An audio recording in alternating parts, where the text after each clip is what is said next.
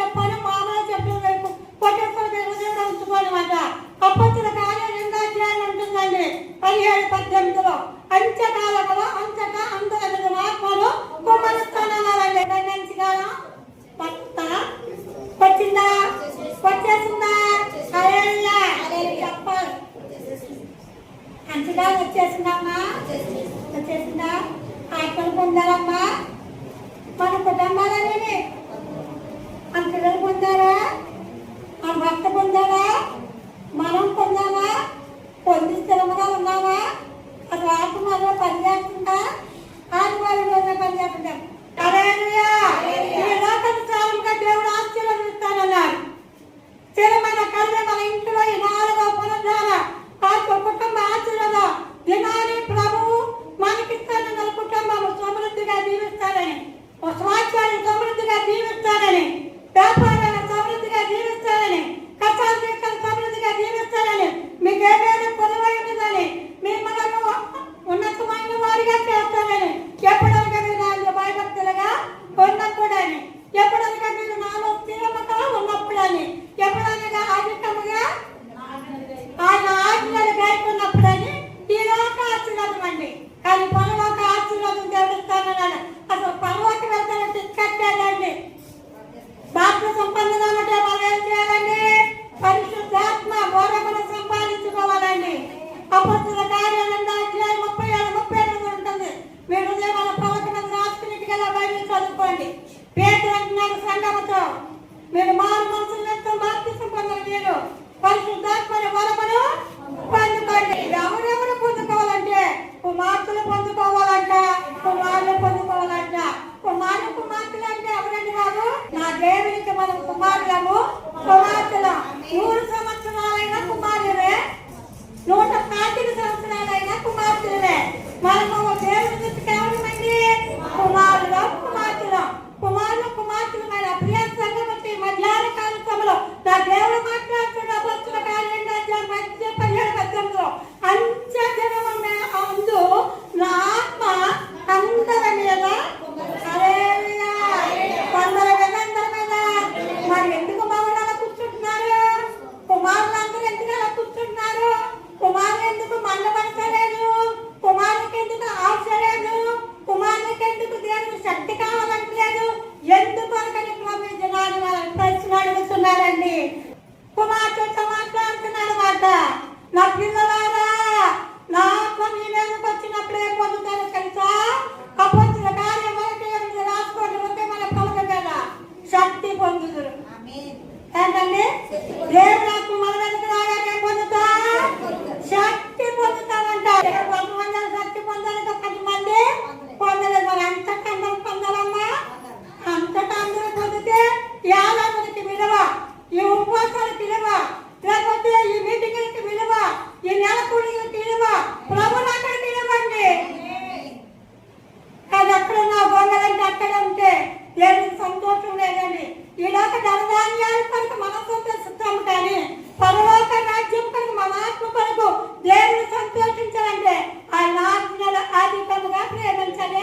ఆజ్ఞ అంత్యకాలములో నా ఆత్మను నేను కుమ్మరిస్తున్నాను కాబట్టి నా కుమారులారా, నా కుమార్తెలారా, నా ఆత్మతో నింపబడండి. నా ఆత్మ మీ మీదకి వచ్చిన ఎలా ఉంటుందో తెలుసా? శక్తి పొందుతారు. సువార్త 20వ అధ్యాయం 22వ వచనం ఉంటుందండి.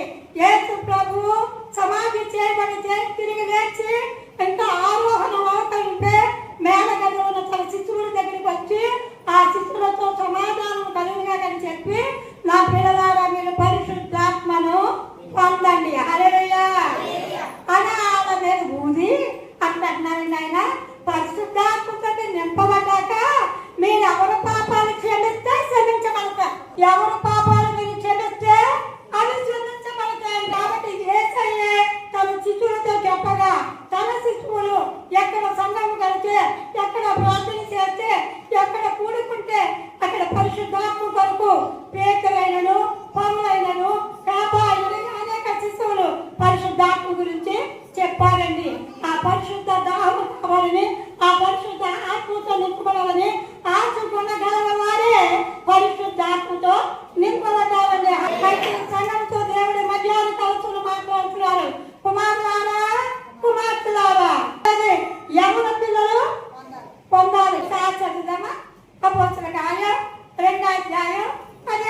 చదవండి.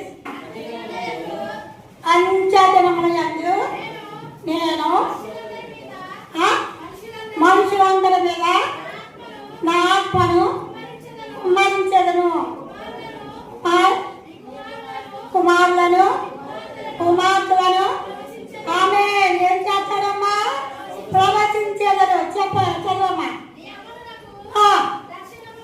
కాదమ్మా, ఎవరు పొందుకోవాలమ్మా? యవనులు. యవనస్తులు ఏం చేస్తారమ్మా? దర్శనాలు చూస్తారంట పరిశుద్ధాత్మ ద్వారా. ఆ దర్శనాలు జరిగాయి. కాబట్టి ఏమవ్వాలండి? వాళ్ళు ఏమవ్వాలండి? యవనస్తులు ఏమవ్వాలండి? పరిశుద్ధాత్మతో నింపబడాలండి. చదవమ్మా. అమ్మా, వృద్ధులు ఏం చేస్తారు? ఎవరెవరు వృద్ధులు? ఎవరమ్మా? ఈ సంఘంలో నేనే వృద్ధులు.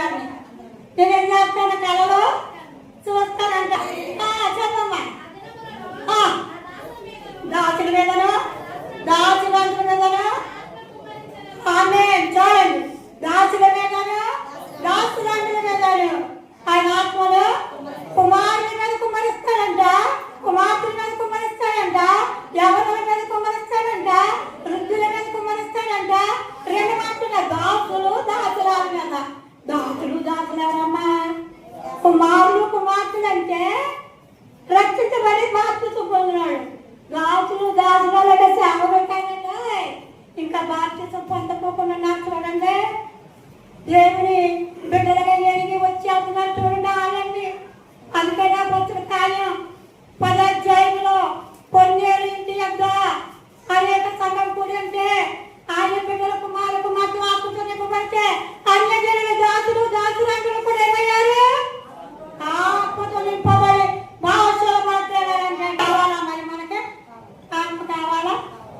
ఆత్మ ఉంటేనే ఉంది. ప్రకటన గ్రంథం 22:17 మధ్యాకాశంలోకి దేవుడు వచ్చాడంట. చదవండి.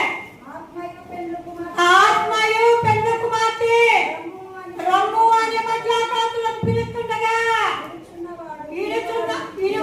వినుచున్నవాడు కూడా రమ్ము అని చెప్పి ఎత్తబడతారంటే ఆత్మ పొందుకుంటే మర్మం ఏంటంటే ఆయన మధ్యాకాశంలో ఆత్మ పెండ్లి కుమార్తె రమ్ము అని పిలవగానే ఏ భూలోకంలో ఆత్మతో నీవు నేను నింపబడితే ఆ త్వరనగానే మనం ఎత్తబడతాం.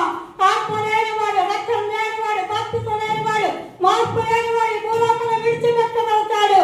విడిచిపెట్టబడితే 7 సంవత్సరాల మహావేదన.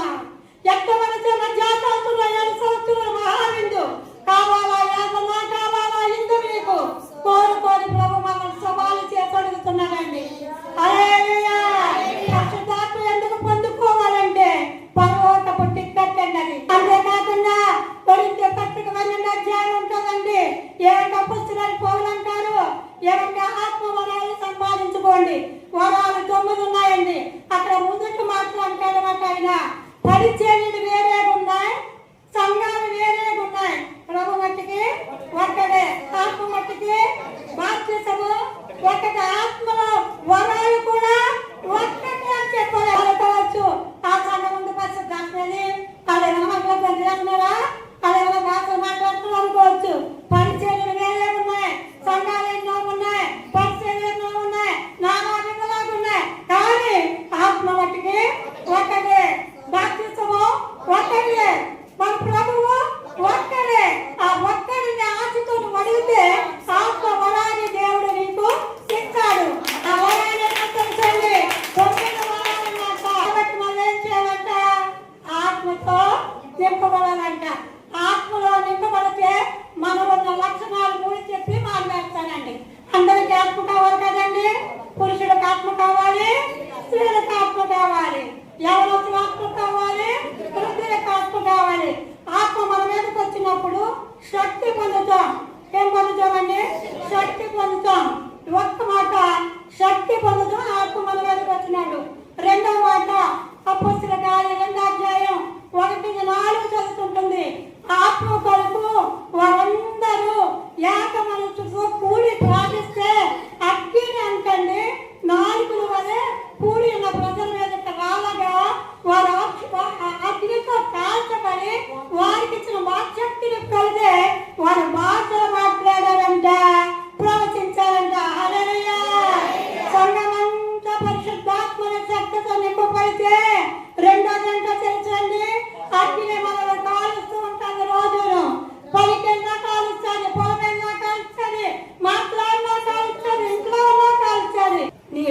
పరిశుద్ధంగా ఉండేస్తున్నాం. మీ హృదయం ఏమనకూడదా? పాపం ఉండకూడదండి. ఆ దేవుడు పరిశుద్ధుడు. ఆ పరిశుద్ధాత్మ నీకు నాకు కావాలంటే మనం పరిశుద్ధంగా ఉంటే రోడ్డు అంటే వెళ్ళిపోయిన నాచినాక ఇది నువ్వు రక్తని పరిశుద్ధాత్మతో స్త్రీగా రక్షించబడితే నీ బిడ్డలు రక్షించబడ్డారా? నీ భర్త రక్షించబడ్డారా? నీ తల్లిదండ్రులు రక్షించబడ్డారా? నీ సమాజం రక్షించబడ్డారా? నీ గ్రామానికి సాక్షిగా ఉంటున్నారా అని ప్రబడుతున్నాడండి. పరిశుద్ధాత్మతో నింపబడిన మనము ఒక్కరము కాదండి. భార్య పరిశుద్ధాత్మతో నింపబడితే బిడ్డలు నింపబడాలి, భర్త నింపబడాలి. ఆ కుటుంబమే పరలోక ఐశ్వర్యంతో నింపబడాలండి. ఏంటో తెలుసండి? పరలోక ఐశ్వర్యము విశ్వాసం అనే వరం, జ్ఞానం అనే వరం, వివేచన అనే వరం, కృపావరాలు చెప్తున్నానండి. భాషలకు అర్థం చెప్పే వరం, భాషల వరం, అర్థకాల వరం, స్వచ్ఛత వరం. ఈ వరాలన్నీ మన ఇంటిని సమృద్ధిగా నింపేది ఆ ఇల్లే నీ హృదయం అనే ఇల్లే. ఆదివారం ఆరాధనలో ఆ దైవంలో నుంచి మీ కుటుంబాన్ని ఆశీర్వాదాన్ని దాని మీదుగా చేస్తానన్నారు. ప్రభు ఏమంటున్నారు తెలుసా? మీ హృదయం అనే ఇంటిని ధననిధిగా తీసుకుంటారు. ఏంటో తెలుసది? పరిశుద్ధాత్మ వరాలు, పరిశుద్ధాత్మ ఫలాలు. డాక్టర్ రాసిన పత్రిక 5:20 ఉంటుందండి. ప్రేమ ఉందా? సమాధానం ఉందా? శాంతి ఉందా? ఫలాలంటే 9 అండి. ప్రేమ, సంతోషము, సమాధానము, దీర్ఘశాంతము, దయాలత్వము, విశ్వాసము, సాత్వికము. ఆత్మలో నింపడుందండి. 9వ దాంట్లో దయాలకు ఉండాల్సింది. 9 ఫలాలు. 9 ఫలాలు ప్రతి కుటుంబం ఫలిస్తే 9 వరాలు నా దేవుడు ఇస్తాడండి. హల్లెలూయా. 9 ఫలాలు కుటుంబం ఫలిస్తే, భర్త ఫలిస్తే, బిడ్డలు ఫలిస్తే, యజమానులు ఫలిస్తే దేవుడు పరలోకంలో మన హృదయం అనే ఇంటిలోనికి ఏమంటాడండి? నిధులు 9 వరాలు నింపుతాడండి. ఈ 9 వరాలు మనలో ఉంటే ఎంత ఆశీర్వాదం అండి. ఎక్కడన్నా సంతోషమే, సమాధానమే. కాబట్టి ప్రియులారా, ఒకటి పరిశుద్ధాత్మ పొందిన శక్తి పొందుతాం. హల్లెలూయా. రెండవది వాక్ శక్తి కొలిదే అన్య భాషలు మాట్లాడుతా ప్రవశిస్తామండి. ఏమని చేస్తామండి? అన్య భాషలతో మాట్లాడుతా ప్రవశిస్తామండి. మూడవది అపొస్తలుల కార్యం 2:37-38 ఉంటుందన్నమాట. మూర్ఖులకు ఈ తరము వారి నుంచి ఏదై ఉండాలి. ఏంటమ్మా? మూర్ఖులకు ఈ తరము వారి నుంచి వేరై ఉండాలి. ఎవరో మూర్ఖులు? ఎవరండి మూర్ఖులు? కోపము మూర్ఖం, అబద్ధ మూర్ఖం, మోసం మూర్ఖం, దొంగతన మూర్ఖం, వ్యభిచారం మూర్ఖం, త్రాగుడు మూర్ఖం, జోజు మూర్ఖం, లేకపోతే చదువుడు, లేకపోతే ఏవేవో కొన్ని ఉన్నాయండి. అవేంటండి? మూర్ఖపు మనుషులు మనో ఉంటారండి. కనకడుపు ఒకప్పుడు దేవుని ఎదగినప్పుడు ఉన్నారండి, బాప్తిసం పొందినప్పుడు కూడా ఉన్నారు. కానీ పరిశుద్ధాత్మ పొందినప్పుడు, భాషలు మాట్లాడినప్పుడు, ప్రవచించినప్పుడు, శక్తితో నింపబడినప్పుడు మూర్ఖుల్లో నుంచి ఏమైపోవాలంటే లోకంలో నుంచి, పాపంలో నుంచి, లోక మాటల్లో నుంచి, టీవీలో నుంచి. అలా ఉంటే వల్ల పరిశుద్ధాత్మ ఉండనండి. అది పరిశుద్ధుడు మన పరిశుద్ధులుగా ఉండాలి. చిన్న పురుషుడు మనలో ఉంటే పరిశుద్ధాత్మడు మనలో ఉండడండి. మనం శక్తి పొందము, భాషలు మాట్లాడము, ప్రవచించము, లేకపోతే దేవుని కార్యాలు చూడలేకుండా ఆ పురుషుల చేయాలంటే అని తీసి ప్రారంభమయ్యాలండి. మూర్ఖులకి తరము వాళ్ళ నుంచి మనం వేరే ఉంటే ప్రభు మనలోని వస్తే మన హృదయం అనే ఇంటిని పరలోకపు గనితో నింపుతారు. అవే ఆత్మవరాలు, ఫలాలు అవే పరలోకాన్ని తీసుకెళ్తాయి. అయ్యా యుగంలో మన దేవునితో ముచ్చుతాయి. అట్టి స్థితి మనకు సంఘానికి కావాలని హెచ్చరిస్తూ ముగిస్తున్నాను. దేవుని మాత్రం దీవించి ఆశీర్వదించడం.